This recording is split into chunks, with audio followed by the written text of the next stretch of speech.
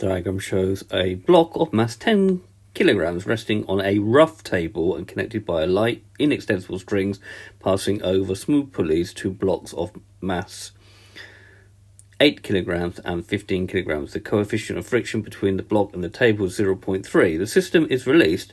Find the acceleration and the tension in the strings. We've got a 10 kilogram block here attached by a light inextensible spring to an 8 kilogram block over this smooth pulley, and a similar sort of situation here. We've got a 15 kilogram over a smooth block here. So the important thing is first to draw a diagram showing the forces acting on each block. So here's my diagram. So just to explain it here, so start with this block. We've got an 8G Newton force acting downwards on this 8 kilogram block. We've got a tension T1 acting up, and when it's released it's going to be going this way.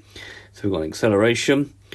On this block here we've got the same tension T1, same as this one here, acting on this block. Because it's trying to move this way, we've got a friction force acting due to the contact with the rough table, and F is equal to mu r. We've got a downwards force here of 10G newtons and the reaction of the block with the table here. And then going in this direction, we've got that T2, the tension in the string on this part of the block, and obviously the acceleration, because the thing is going to try to move this way due to this weight being bigger than this weight. Then on the final block here, we've got a 16G Newton acting downwards, a T2 newtons acting upwards, same as this one here, and the acceleration acting this way. The idea is you try to resolve each of these separately and then you put it all together. So resolving the forces on each block using Newton's second law, okay, and the resultant force in each case will be equal to mass times acceleration. So in the first 8 kilogram block, we're going to take upwards as positive, so that it's going to be T1 minus 8G, just leave it as 8G at the moment, is equal to the mass times the acceleration 8 times A. For the 10 kilogram block, first of all we're going to resolve it this way being positive. That's going to be T2 minus T1 minus the friction force minus F, which we're going to call mu r, and that's going to be equal to the mass 10 times the acceleration. Now we also need to resolve it this way as well, because we're going to need to find r for this here.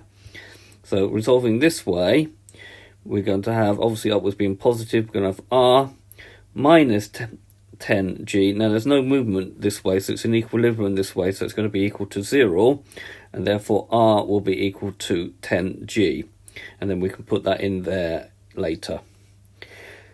Okay, for the 15 kilogram mass, okay, so taking downwards now as positive, we're going to have 15G minus T2 is equal to 15A.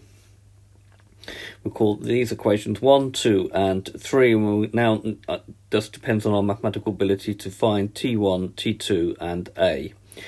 So we've got 3 unknowns and 3 equations, so we should be able to find them.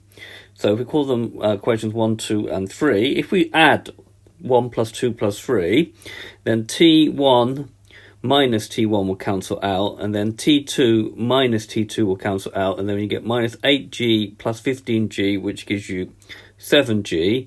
Then the only other thing we've got left is minus mu r. Then 8 plus 10 plus 15 gives me 33A. But we know that r is 10G and the coefficient of friction is 0.3 given in the question. So putting that in, we're going to get 7G minus 0.3 times 10G is equal to 33A. So it's going to give me A is 7G, 0.3 times 10 is 3G, divided by 33. And then on my calculator using my fraction button, that's going to give me 4 over 33G, which I now can use my calculator. G is 9.8 meters per second squared, which gives me 1.187 meters per second to the minus 2, which is 1.19, correct to 3 significant figures. Now, we're going to now substitute A back into 1 and 3, but I advise you strongly to use this one and use the fraction button on your calculator. So, substitute into equation 1. We're going to have T1 minus 8G is equal to 8 times my A, which is 4 over 33G. Rearranging that, we're going to get T1 is 32 over 33. 8 times 4 is 32. And then I'm going to need to add 8G. And then on my calculator, just using the fraction button, that will become 87.90 newtons. To 3 significant figures, that will be 87.9 newtons. And then substitute into 3. A is equal to 33 over G. That's going to give me 15G minus T2 is equal to 15 times 4 over 33G. Rearranging that, T2 will be 15G minus 4 times 15, which is 60 over 33G. Again, using the fraction button, that will give me 129.1 newtons, which through 3 significant figures is 129 newtons. Okay, so this has been a video to show you how to calculate tension and acceleration when there's friction on a connected object. I hope you've understood, and I thank you very much for watching.